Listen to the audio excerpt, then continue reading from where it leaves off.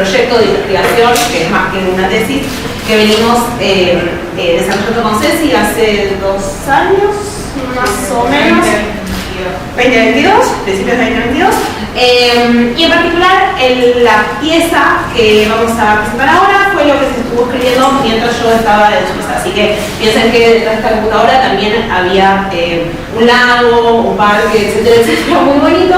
Agradecemos a la Fundación Breuer por haber contribuido con un tiempo para poder concentrarse, y estuvimos trabajando mancomunadamente en esta pieza a distancia para poder tenerla también esta plataforma. Por cierto, este ya lo mandamos, es un paper que está ahora en el proceso de review. Ya nos devolvieron, tenemos que notar las correcciones, así que las preguntas y comentarios que tengan nos van a venir súper bien también para mejorar la pieza y las partes ¿sí? Un poco hoja de ruta de lo que vamos a presentar hoy. Un poco empezar con la motivación, algunas de las inquietudes iniciales, ¿sí? que motivaron esta investigación, y cómo empezamos de una cosa bastante enmarañada y un poco fallida al principio a lo que vamos a mostrar hoy. Vamos a contar un poco esta tensión entre esta prospección y retrospección, ¿sí? En esta cosa de pensar pasados y futuros como parte de un proceso continuo. Vamos a presentar un poco parte del concepto que va a ser un poco el eje de la presentación de hoy, que es el concepto de promesas científicas periféricas, las preguntas y los objetivos, un poco algo del abordaje teórico que vamos a usar. Vamos a deconstruir 3 promesas tecnocientíficas, un poco algo de esto ya fueron escuchando de la boca de Ceci en el seminario doctoral que hicimos el año pasado, y los que están cursando el doctorado de Economía e Innovación también tuvieron un sneak peek de esto. Alguno incluso me tiró un spoiler por allá que vamos a usar, Carolina, nos vamos a la salida, y vamos a dar algunas reflexiones finales también y próximos pasos de trabajo, ¿sí? Y antes de empezar vamos a mostrar un video como para ponernos en buen viaje, comandante. Ahí estamos. Qué buena toma, Ahí vamos todos. Lo vamos a levantar con nuestra mirada. Podemos jugar a esto. Todavía falta un poquito de velocidad. Ya estamos a pleno. El viaje a Moscú, el viaje por la vida, el viaje que todos soñamos como posible. Atención, ya es el momento, comandante.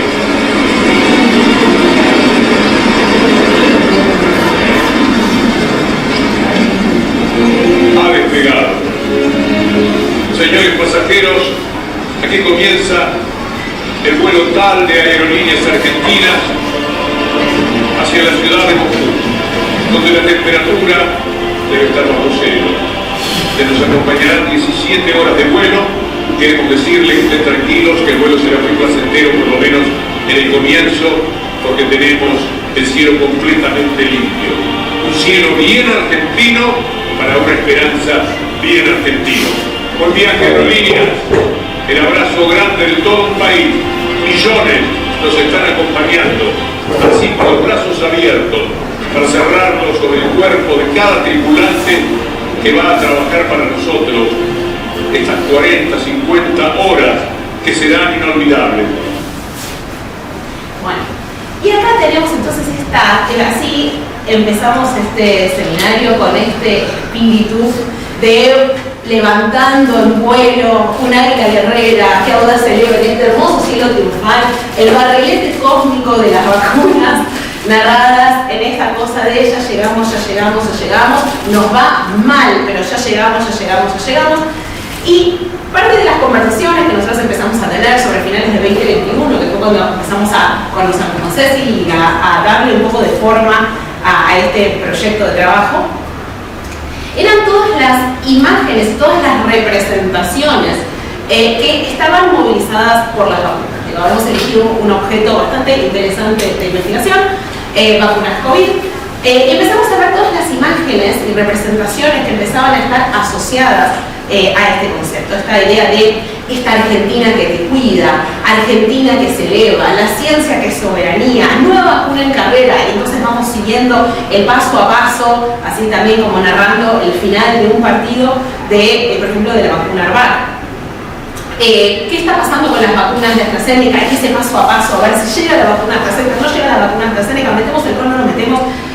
Y mientras tanto, digamos, por ejemplo, en otros países, por ejemplo, vecinos, pasamos completamente otras cosas, ¿sí? Desde, por ejemplo, un presidente que dice que esto no es nada, simplemente una glicemia, experimentos bastante exóticos de gente infectándose en Manaus, las tensiones entre el presidente brasilero y, por ejemplo, el gobernador de San Pablo, ¿sí? Entre un antivacunista y un gobernador de un estado, digamos, estadual, no nacional, empujando la vacuna, en este caso la Butanvac, ¿sí? Y entrando en una tensión política con el Estado Nacional.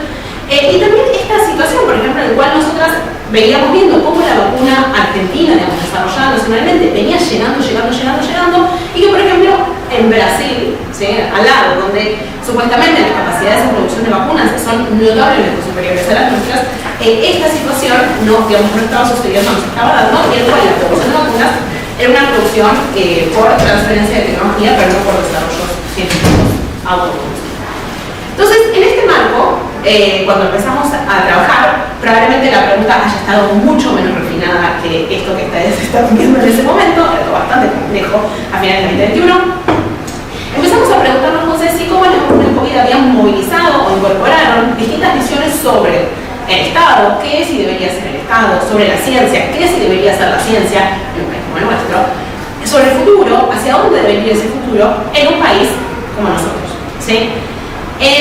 Y subsidiariamente, cómo estas definiciones, si habían determinado distintos resultados nacionales en las respuestas al COVID, cómo esto refleja y moldea a la vez diferentes culturas de ciencia e innovación, y cómo, pensando en un futuro, esto puede llegar a contribuir con una mayor resiliencia de nuestros sistemas en ciencia, tecnología e innovación en salud.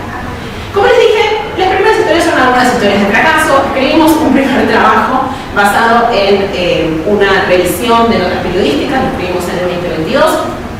Nos lo bocharon 2 veces con distintos niveles de saña.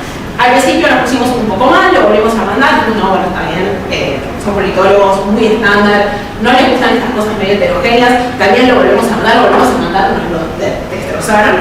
Volviendo a leer retrospectivamente, ¿sí? Una vez que pudimos calmar nuestros egos y angustias, nos dimos cuenta que era, no sé si todos ustedes tienen Friends, más o menos por las edades, ya con gente joven que no se puede hacer, pero hay un capítulo en el cual, más lento. Padre, no entiendo.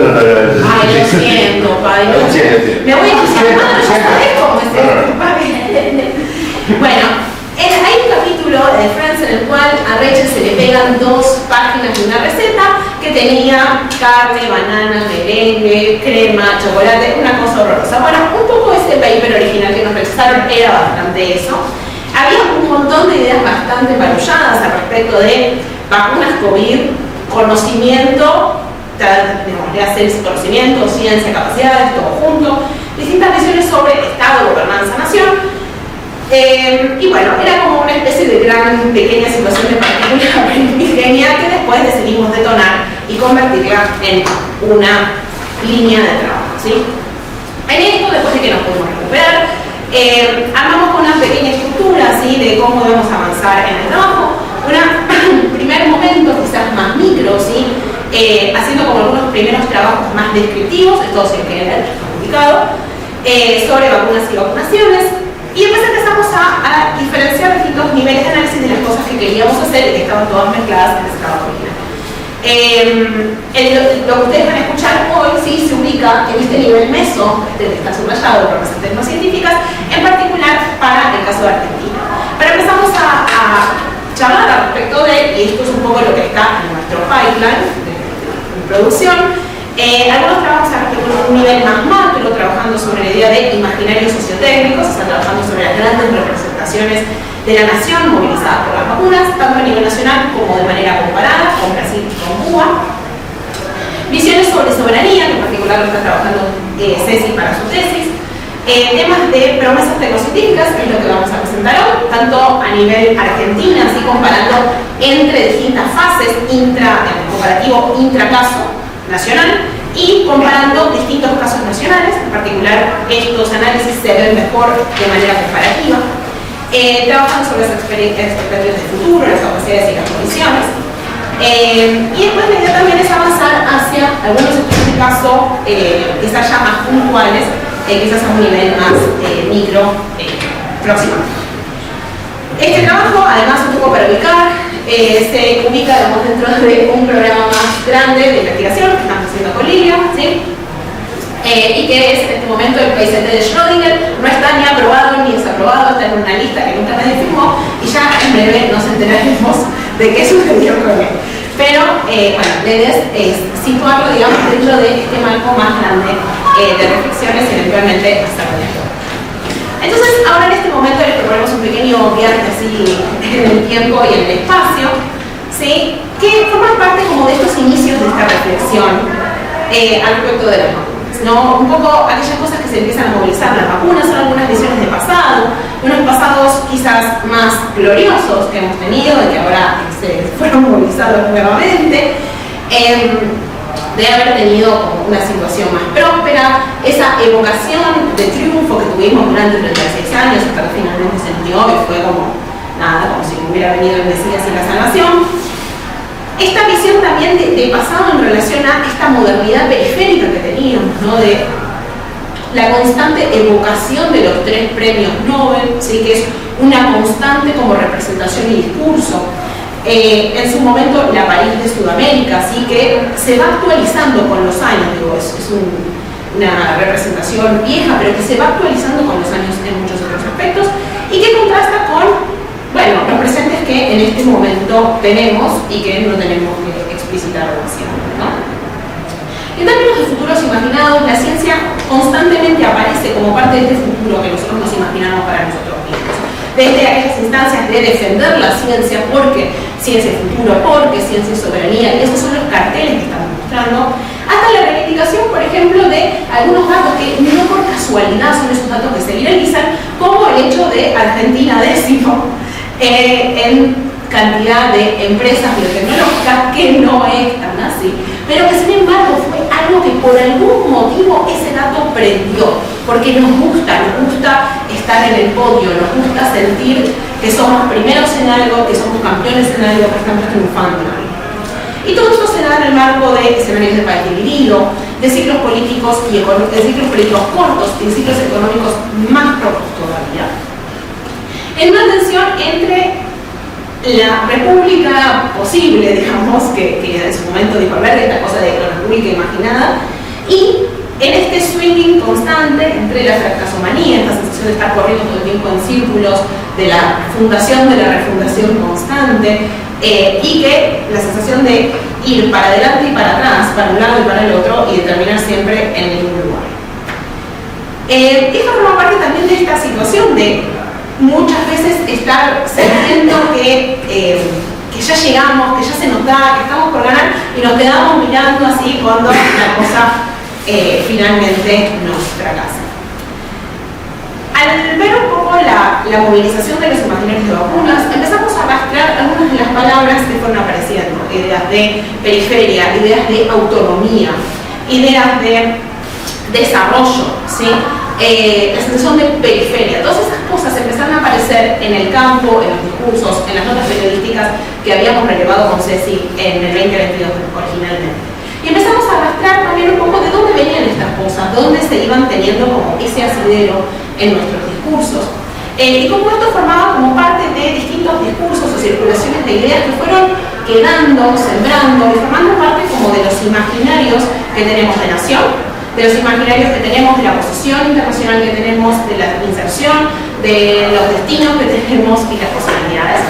Y como, por ejemplo, también distintas élites a lo largo de muchos años han como también hecho circular distintos tipos de imaginarios de progreso asociadas a la ciencia y la tecnología, y que nos fueron dejando, ¿sí?, como pequeñas piecitas de discurso, pequeños elementos que están presentes en las formas en las que hablamos o en las formas en las que vamos presentando este tipo de desarrollo, ¿sí? La realidad es que buscar los imaginarios es difícil, digo, son pequeñas cosas en cómo hablamos, son pequeñas cosas que aparecen en las notas, y parte de esta cosa de ir pescando elementos tan etéreos fue parte del desafío de poder hacer esto.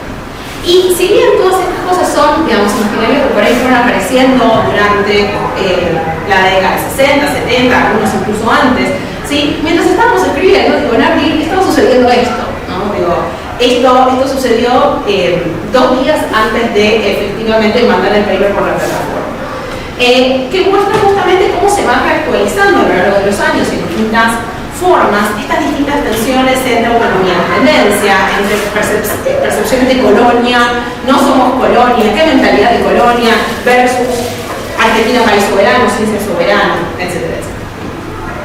Y nuevamente, mientras esto sucedía, digo, cuando esto lo presenté en Suiza la primera semana, ¿sí? de la beca,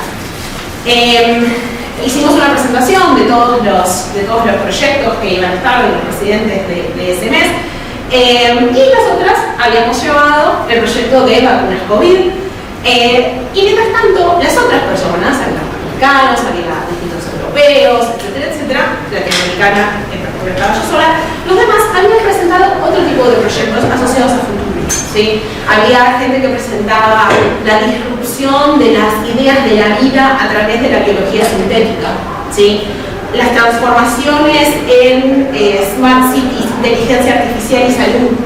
Había una investigadora norteamericana que estaba trabajando sobre el metaverso, que es una especie de Second Life, como de realidad virtual, asociado a Meta para salud. Entonces uno tiene su avatar y va al médico a través del avatar y mostraba la cantidad de dinero invertido en este tipo de iniciativas, y para los que trabajamos con realidades bastante más modestas es como que se te sobrecogía un poquito el corazón, digamos, en términos de la inversión sobre un conjunto de promesas, ¿sí? De cosas que ni siquiera son del todo válidas en términos de bioética, mientras que, digo, cuando esto estaba sucediendo, acá estamos en la peor epidemia de dengue en no sé cuánto tiempo, y la propuesta era que usemos pantalones.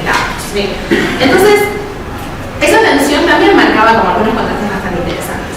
En esto, la literatura en estudios sociales de ciencia y tecnología y las literaturas, digamos, dentro de ese rubro, la literatura de estudios críticos de innovación, viene trabajando ya hace muchos años sobre esta idea de promesas y la idea de expectativas y la construcción de estos ciclos de hype and hope, y cómo forman parte como de ciclos en los cuales se invierte mucho dinero, se prometen revoluciones, grandes revoluciones tecnológicas, revolución en la medicina, lo que sea, y después el ciclo baja, acá no pasó nada, esas capacidades se reconvierten en el próximo ciclo, y así constantemente en mucho tiempo.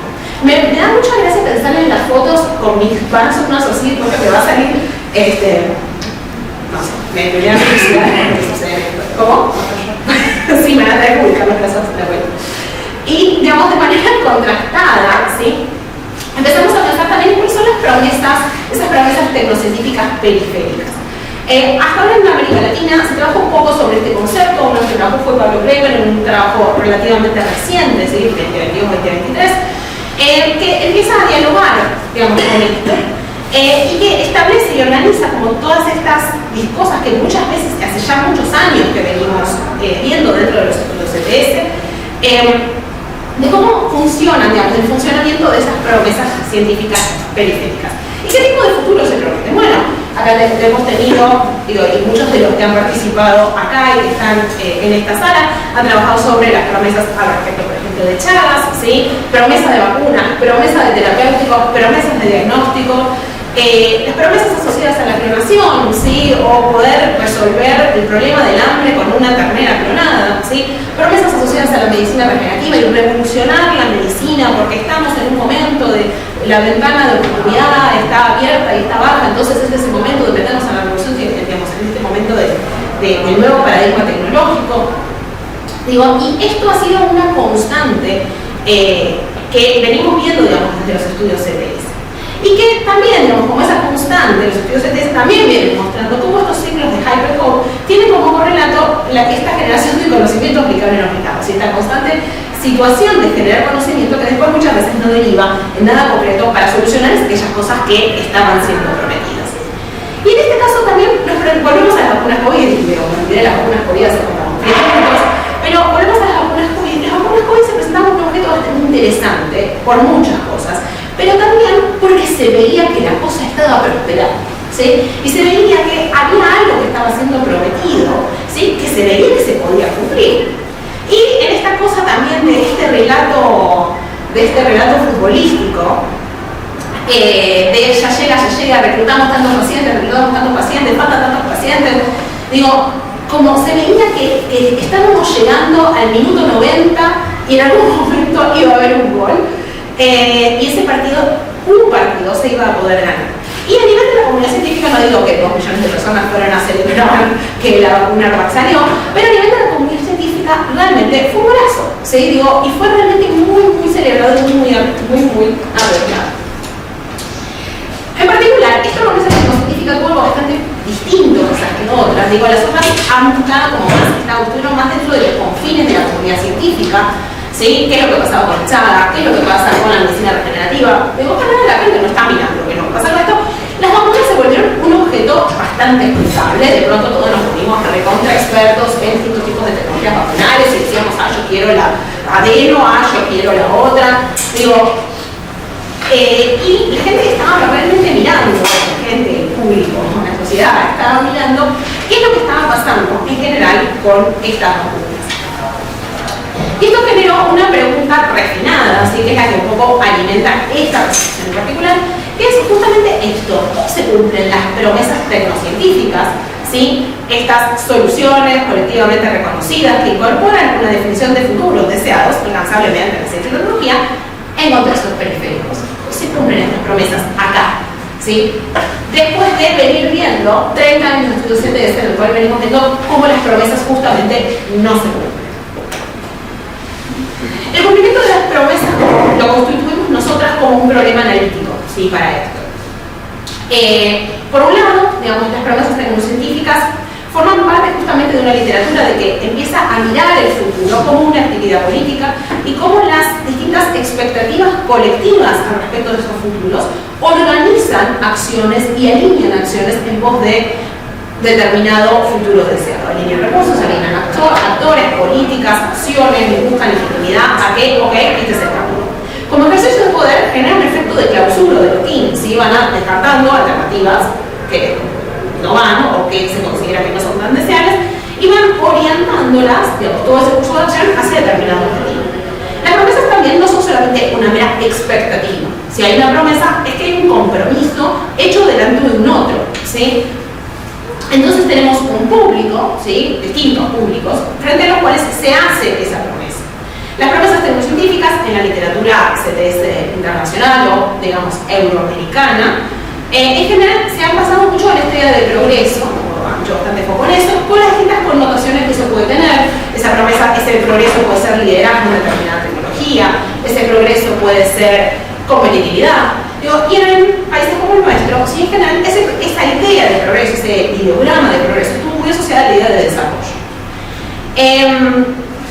Y esto forma históricamente parte del core, ¿sí? De la promesa tecnocientífica madre, digamos, que sostiene la legitimidad del sistema científico. Digo, porque tenemos un sistema científico que el 65% es financiado por financiamiento público. Digo, porque está sustentado por esta promesa y eso le confiere esa legitimidad de que ese conocimiento va a llevar a desarrollo, ¿sí? En las distintas formas o secciones que eso lo podamos entender.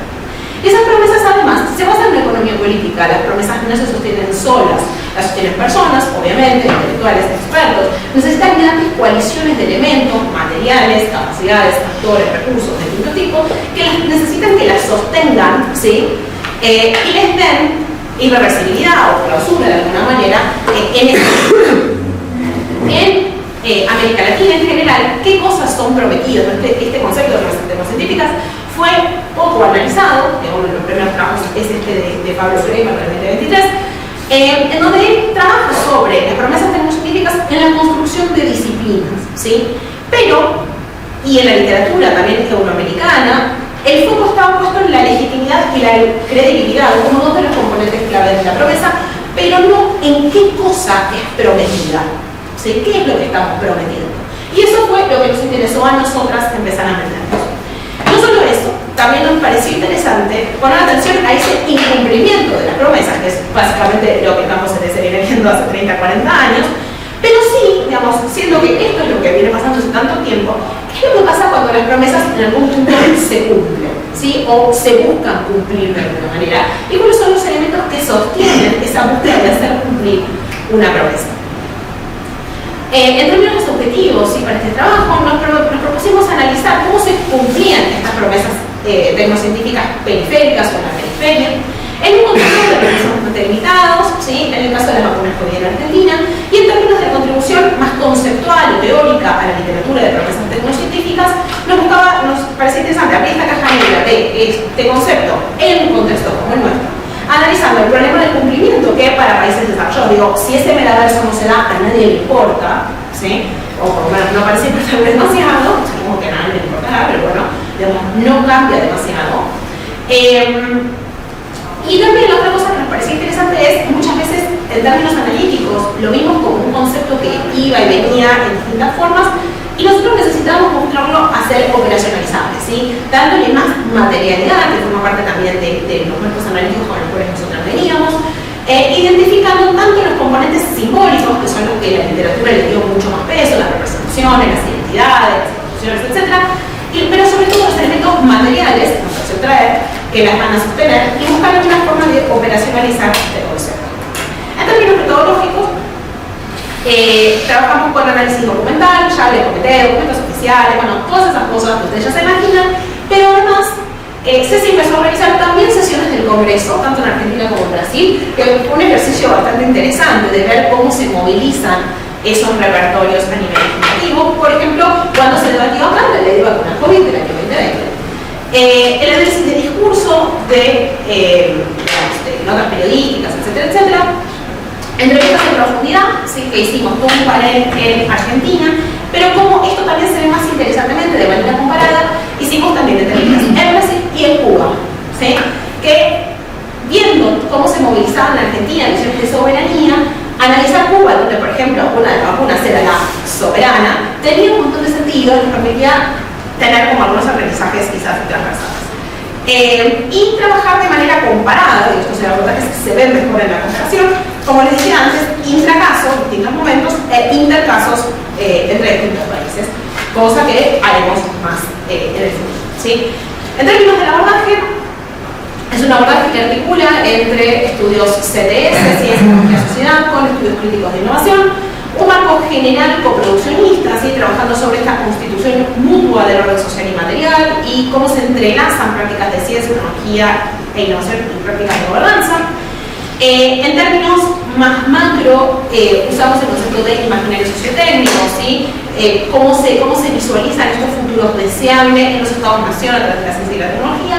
De manera específica y como eje conductor, trabajamos sobre este segundo núcleo, que es un concepto quizás más de rango medio, más meso, de las promesas tecnocientíficas, que es la de expectativas, problematización, credibilidad, legitimidad, y ya de manera quizás más micro, ¿sí? Para poder analizar los casos más en profundidad, tomamos herramientas de la sociología constructivista de la tecnología, en términos de coaliciones, de intereses, de exclusiones, atribuciones de sentido y flexibilidad interpretativa. Y algunas visiones como herederas del campo CTS latinoamericano, en términos de relaciones entre centros y periferias, esta idea de el sur como un espacio situado o de utilidad social de la ciencia. Como parte también de este proceso de discusión, ¿sí? que empezamos en 2021-2022, empezamos a mirar esta tensión entre estas dos preguntas maravillosas, a mi criterio personal, empezamos muy fuerte, de estos dos autores, ¿sí? Que tienen como esta discusión bastante interesante. La clásica pregunta de si tienen política los artefactos, ¿sí? Todas estas visiones embebidas adentro del artefacto que configuran su diseño. Pero además la segunda pregunta, para como darle la otra vuelta de tuerca, es pensar si tienen artefactos las políticas. Pero las políticas tienen alguna tecnología que las embeba, que las represente, que las movilice. Bueno, la respuesta es sí. No quiero spoilear, pero la respuesta es sí. En ese proceso y en ese proceso de análisis, nosotros identificamos tres promesas tecnocientíficas. Son tres dinámicas, ¿sí? Que no son consecutivas, sino que se solapan en el tiempo entre sí, solo que van teniendo momentum, o sea, van haciendo pico, digamos, en distintos momentos. La promesa de acceso, la promesa de lo que nosotros llamamos, que son nuestros conceptos, ¿sí? La promesa de acceso, la promesa de autonomía industrial y la promesa de soberanía científica. analíticos nos estuvimos bastante quemando la cabeza en cómo poder organizar para poder comparar, ¿sí? Y poder desgranar un poco todos los elementos tan complejos e intrincados que aparecen alrededor de las vacunas.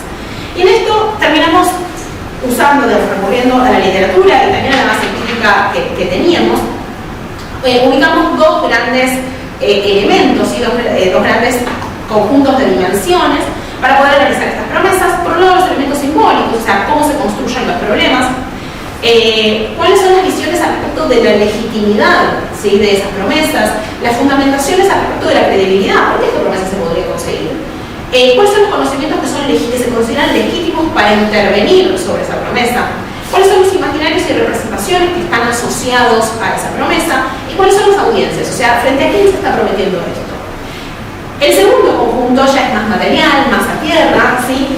Empezamos a ver la multiplicidad de artefactos, tecnologías, plataformas que se asociaban a estas vacunas COVID y las distintas inscripciones dentro del diseño de los artefactos, las coaliciones de actores e intereses que los impulsaban y hacia dónde los llevaban, hacia dónde va el timón, qué tipo de capacidades se desarrollan, ¿sí?, qué tipo de conocimientos aparecen o se movilizan, nuevos o construidos, ¿sí? Y la tensión entre política y política, ¿sí?, entre las representaciones de intereses, la interacción entre estados y mercados, y el posicionamiento en las cadenas de valor. Con esto nosotros, como les decía, identificamos estas tres promesas, ¿sí? Al respecto de la primera, por ejemplo, empieza a parecer muy fuerte. Bueno, nuestra idea es generar acceso y equidad en salud, porque es un derecho para Argentina, la salud es un derecho institucional, esto no sucede en todos los países. Brasil en ese sentido sí se parece, y Cuba también. Esta cosa de nosotros vamos a empezar a vacunar primero, tenemos muchas capacidades, nuestra línea de bandera es un orgullo de las primeras dosis, o sea, estas naciones siempre necesitan estar como que están ahí, como en la vanguardia, ¿no?, siempre adelante. En términos de esta primera promesa, fuimos desgranando primero los esfuerzos para adquirir estas vacunas y cómo surgen. Digo, hay un primer acuerdo que se anuncia de producción local que empieza a ver que se va retrasando, se anuncia en agosto, y para toda la segunda parte de ese año, ¿sí?, se empieza a negociar con distintos proveedores. Se legisla también en materia de provisión de vacunas, habilitando una forma de comprar vacunas que era como contraria, ¿sí?, contrapelo de todos los mecanismos de la administración pública para comprar bienes o para la provisión del Estado. Todos recordarán las controversias entre Pfizer, soy de Sputnik, ¿sí?, y cómo estas tensiones iban movilizando distintas cuestiones, iban movilizando cuestiones de posicionamiento internacional, de preferencias de marca, pero sobre todo como cuestiones al respecto del posicionamiento y temas de seguridad, ¿sí?, de qué cosa te da más seguridad que otra, yo me siento mal, y si están los resultados, no están los resultados. Digo, también con un público hablando de ensayos clínicos, una cosa como bastante particular.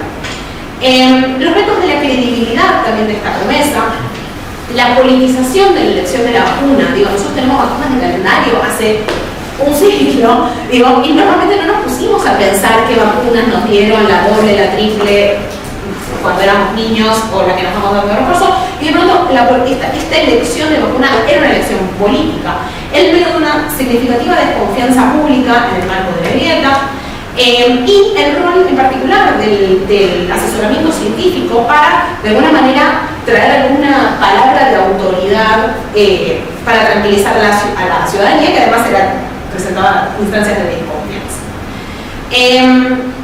Los distintos retrasos que se fueron dando respecto a esta provisión de vacunas también fueron mostrando los problemas de esta dependencia, ¿sí?, los problemas de no tener estas vacunas propias, los problemas de esta inserción internacional asimétrica, ¿sí?, en las cuales las vacunas fueron llegando bastante más tarde, bastante más lento que a otros países.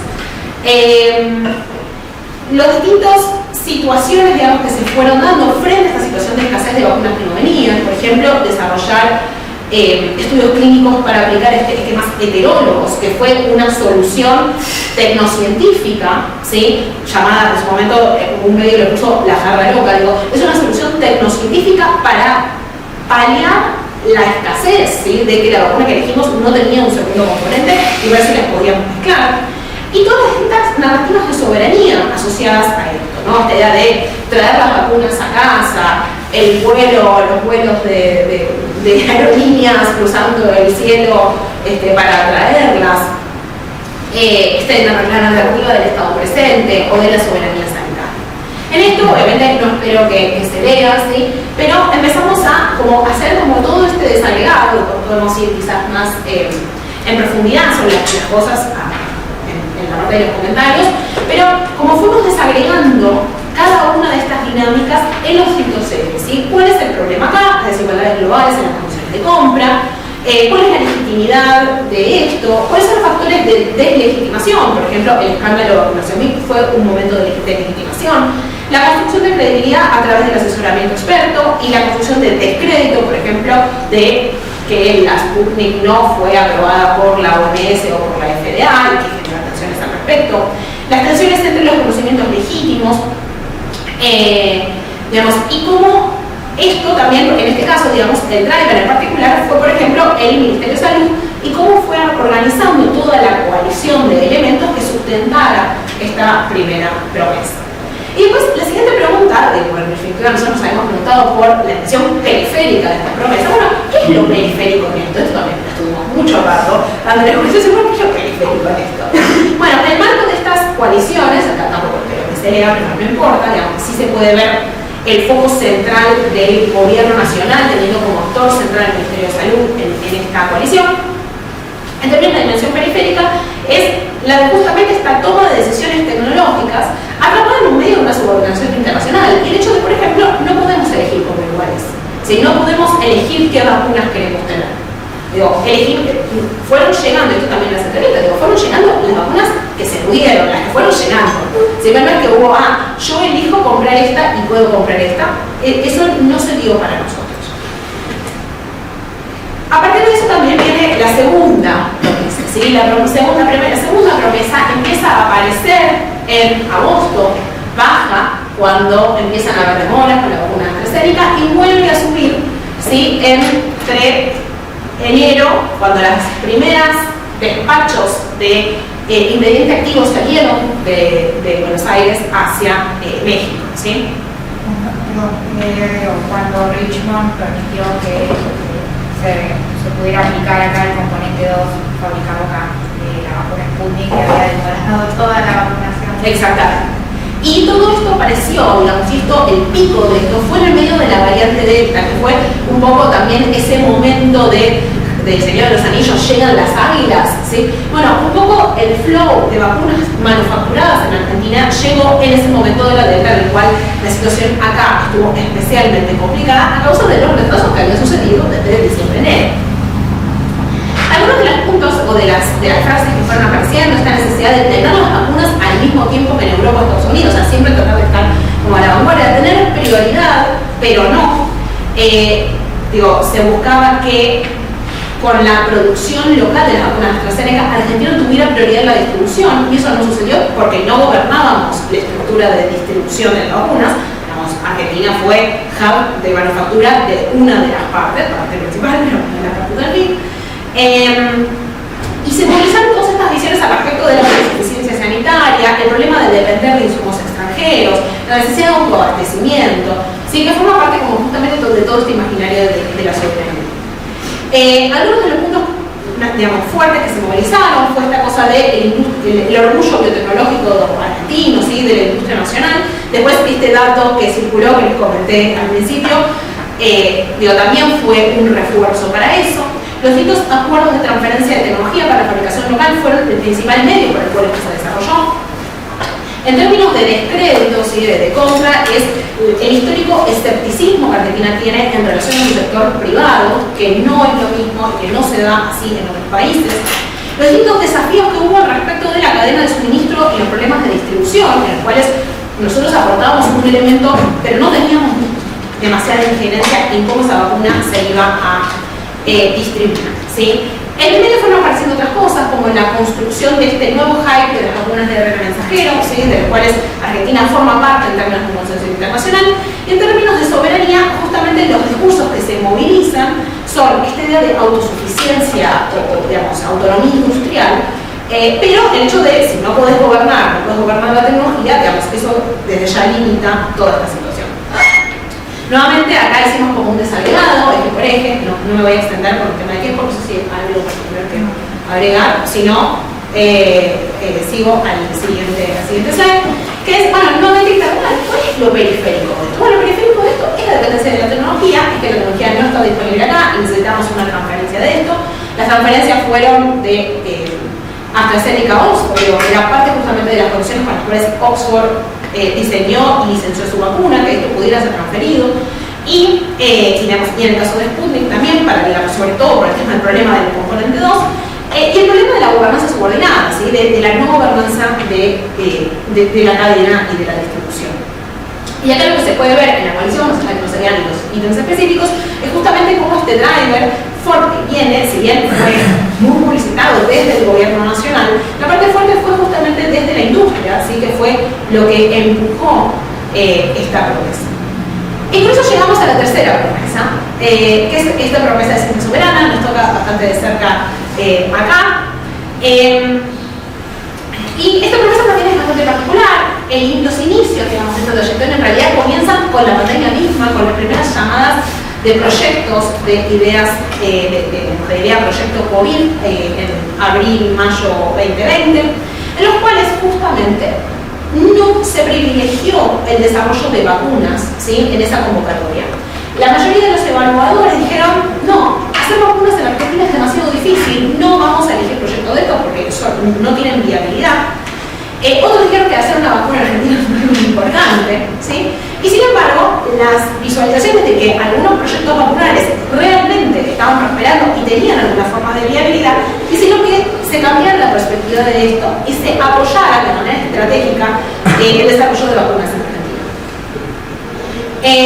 Cuando esto empezó a salir, digamos, discursos asociados a esto, sí, primero lo más importante, pero después discursos asociados a esto empezaron a asociar, ¿sí? El desarrollo de vacunas locales como dejar de depender de España, el cruce de los Andes, digo, somos bastante poéticos también en nuestras formas de expresarnos. El tema de revitalizar este orgullo de la ciencia argentina al servicio de la gente, que formaba parte de esa promesa histórica del sistema científico nacional, históricamente incumplida y puesta en duda también, digo, por parte justamente de los problemas de recorte, digamos, de los problemas de recorte, es que esto se puso en duda cuando históricamente fue como una especie de consenso. Y como mostrar justamente, como en algún punto termina mostrando, bueno, cuando invertís en ciencia, eventualmente tenés esto, ¿no? Como en algún punto la legitimación de ese modelo Science Push, sin mostrar que hay un montón de magia, ¿no? Que sucede en las distintas partes que hacen que, entre comillas, los Science Push funcionen. Algunos puntos clave, digamos, de esta promesa es esta tensión de aquí no podemos hacerlo, digo que también es un tropos recurrente de nuestro ser nacional, no por casualidad, aquí no podemos hacerlo, es el título del primer musical escrito en Argentina, porque recibía, sí, bastante particular ese dato, a esta cosa de épica nacional, de un quest, de una epopeya, en esta tensión entre el proyecto estratégico, apoyamos aquello que va a funcionar, o la regadera, ¿no? Apoyamos un montón de ideas, proyecto COVID, hacemos todo un call para varios proyectos, etc. Y que implicó, digamos, hacerlo funcionar implicó un montón de coordinación estatal, desarrollar capacidades en distintos sentidos. Un segundo punto es esta cuestión de lo posible como una condición de lo viable. Digo, el hecho de que veamos que esto se puede hacer, ok, entonces le vamos construyendo viabilidad, porque entonces es posible que lo logremos, y entonces vamos poniendo más recursos, una especie de profecía que se autocumple, en el buen sentido, en el cual ves que esto va, entonces le vas alineando más elementos para hacer que eso básicamente siga yendo. Y que contrapone además distintas culturas de innovación. Digo, también vacunas como el ARPAS, por ejemplo, fueron bastante resistidas por algunos actores en distintas entrevistas, mostrando... Ahí no, aquí para atrás. Ay, pobre la slide, ¿qué me pasó? Ay, no, tuve un momento de lapsus. Digo, en el cual se muestra que esta vacuna, por ejemplo, también fue resistida por algunos actores, diciendo cómo es que el Estado argentino está invirtiendo en una tecnología vieja, ¿sí? Digo, esta cita es maravillosa, digo, es como hacer ferretería o fundir acero.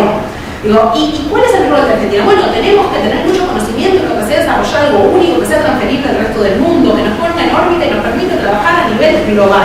Si no es global, no tiene sentido. Digo, esto va poniendo como también en contrapunto distintas tensiones con, por ejemplo, otras versiones como sabemos que esta tecnología no es innovadora, sabemos que no es una tecnología madura, pero nosotros no buscábamos ser innovadores para el mundo, buscábamos ser eficaces. Y esto lo consideramos una tecnología conveniente. ¿Por qué? Porque tenemos una estructura productiva, porque podemos usarla acá, porque tenemos distintos elementos y estructura, porque además ya tiene la gimnasia de aprobar vacunas como esta, ¿sí? Y esto nos permitía poder obtener una vacuna en menos tiempo. Entonces, esto va poniendo como en jaque distintas culturas al respecto de lo que es la innovación, o incluso un estilo de innovación que tengamos o no, digo, por parte de las preguntas que empiezan a aparecer. Bueno, entramos a la recta sabiendo que somos latecomers versus alcanzar la meta, lo hacemos para ser originales o no, digo, justamente todas esas cosas son parte de las que se movilizan, se ponen en tensión en este caso. El hecho de la visibilidad que esta promesa tuvo en particular la volvió una promesa vinculante. ¿Sí? Digo, quizás a diferencia de otras que fueron como más cerradas dentro del sistema científico, esto apareció en las notas, apareció en la calle, digo, fue parte justamente de algo que estaba mucho más presente como a nivel público. Y en términos de narrativas, las muchas cuestiones que fueron apareciendo son las narrativas del Estado soberano, de esta ciencia del servicio del pueblo, finalmente la ciencia del servicio del pueblo. ¿Sí? Y esta tensión entre esa Argentina que imaginábamos que podía tener una vacuna para nosotros, local, versus una Argentina posible, ¿sí? Que bueno, que es la que tenemos, y la posible quizás también lo logró más tarde, pero algunas cuestiones en particular de esta interrogación de la dimensión periférica, en términos de coalición, ¿sí? El driver en este caso es el sistema científico, que es el que empujó, digamos, la mayoría de la coalición en este sentido. El problema de lo periférico es esta desestimación de la realizabilidad. O sea, empezar, bueno, no podemos hacerlo, entonces no lo hacemos. Y decir, bueno, ok, bueno, también lo podemos hacer, porque empezamos a ver que quizás el de al lado no hace. Y decir, bueno, ok, entonces lo apoyamos, sabemos que vamos a llegar tarde, pero lo apoyamos aún sabiendo que vamos a ser rezagados. Y un poco el hype, digamos, de esta tecnología abre paso a esta experiencia efectivamente de poder por lo menos completar el proceso por primera vez. También, ¿cómo? Bueno, llegó el caso del tiempo. Toda mi parte. Sí.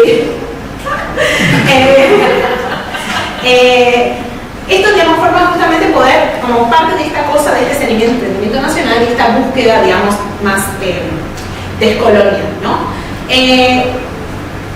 Algunas reflexiones finales, falta igual en la coda, pero algunas reflexiones como para ir amarrando esta parte, es por un lado como esto se convirtió en una especie de gran mamushka de promesas, ¿sí? En las cuales vamos subiendo distintos niveles de entendimiento de qué cosa es lo soberano, ¿sí? Lo soberano es poder elegir qué compramos, ¿sí? Como iguales, cosas que no logramos, capacidad de ser quizás autosuficientes, o sea, por lo menos de la expectativa, o capacidad de tener autodeterminación, o sea, poder dominar el conocimiento. ¿Cuál es el rol de los expertos en las élites, en la movilización de todas estas expectativas en las distintas coaliciones? El rol activo, digamos, que tiene esta agencia de esta tensión entre lo soberano y la soberanía y la dependencia, así como un elemento que moviliza actores hacia ir hacia lugares. Las distintas expectativas al respecto del rol del Estado, ¿sí? Y las expectativas al respecto del rol de la ciencia, que en este caso fueron convergiendo, y las preguntas que nos estamos haciendo, ¿sí? Al respecto de las culturas de innovación periféricas que se van poniendo en disputa, ¿sí? Entre esta cosa de disrupción, mercado global, ¿sí? O realizable para el mercado nacional y a los sumos exportando poco, digo, esas cuestiones que se van poniendo en tensión. Y también esta cosa de, bueno, preguntarnos a veces si una golondrina hace virar, ¿no? Sí, digo, en definitiva es un caso, en el marco de un sistema científico, qué capacidad hay de transformar esta situación, y más allá, más aún como en este concepto, ¿no? Digo, en el cual nosotros estamos escribiendo esto en un contexto, después obviamente el contexto cambió, y mientras tanto van pasando un montón de cosas y nosotros seguimos reflexionando a ver cuál es la posibilidad de que esto pueda ser de alguna manera transformativo. Bueno, para cerrar, ya tuve las caras de también comentar. Sí, no sé, por mucha información, sí, ya me conoces,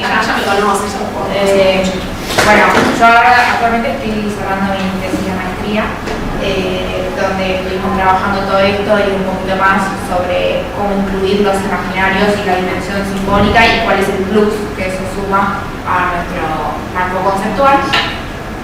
Y la idea sería poder integrarlo con conceptos de economía de innovación para mi tesis de doctorado.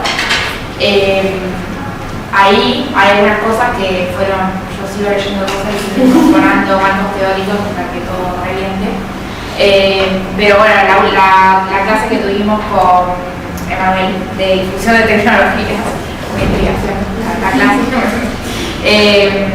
no, todas las clases que vemos teniendo en el curso de Lilia, de alguna forma veo que todo esto que estuvimos trabajando con Gaby puede sumar al nivel de, bueno, cómo se difunden las tecnologías y esto de, bueno, las tecnologías nuevas que están surgiendo para vacunas, que son una gran promesa en sí mismas, y cómo eso se integra acá, y cómo se adopta, y cómo todo este bagaje conceptual, bagaje simbólico, a nivel situado, permite que ciertas tecnologías de vacunas sean más aceptadas o no, sean más incorporadas al sistema productivo que otras.